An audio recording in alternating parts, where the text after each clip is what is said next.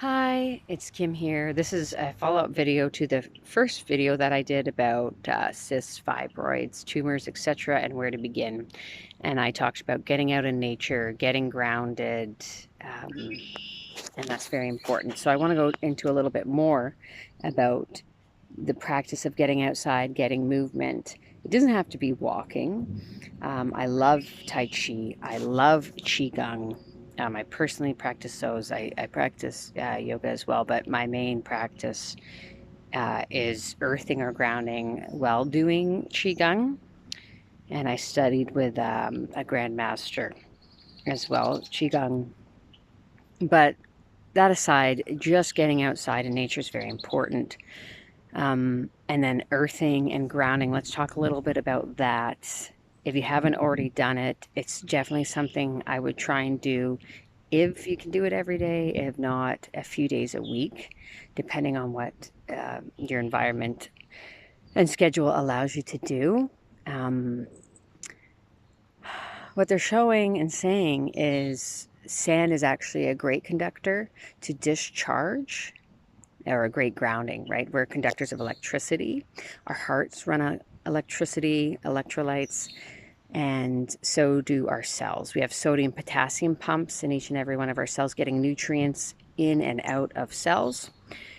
So electrolytes are electric bodies. We kind of don't think much about it. Especially, we have jobs, we work inside all day, and now we have Wi-Fi everywhere, and we forget to just go back to nature.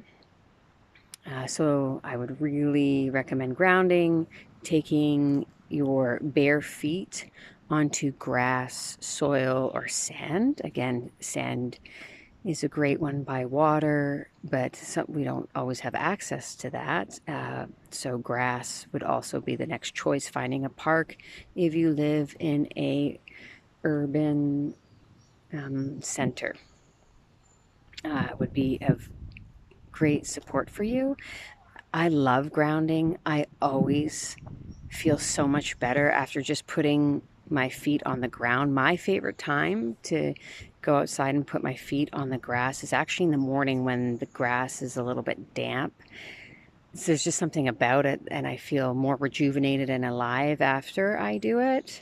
But really, any time is a good time. Just the practice of doing it is going to support your body.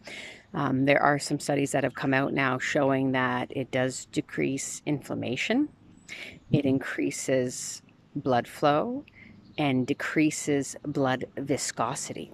And why is that important if we are dealing with lumps, tumors, cysts, etc.?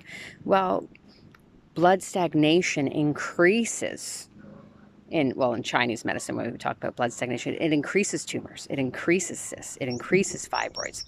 So we really want to support our blood moving. We really want to get our electrical bodies and be aware of our electrical bodies. And there's something about grounding when you're outside and taking a moment for yourself, that you go back to breathing. Breathing is also very important.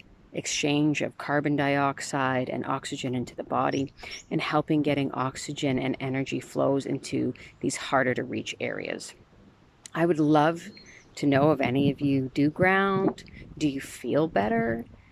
Where do you like to ground, and where do you feel best? I think it's very important that we all have these practices of grounding, not just if we're sick and are dealing with discomfort and disease in the body, but just in general. We're dealing with some really tough times on the planet, and we're all human here, and we need to be able to regulate our nervous systems more and be healthier and stronger for what news, media, living expenses, stress, raising families, whatever it is that's going on in your time. We need to be able to be resilient and strong and stay calm as much as possible, because stress is a real killer. Anyways, all the best, take care, and more to come. I'll do some stuff on nutrition coming up next.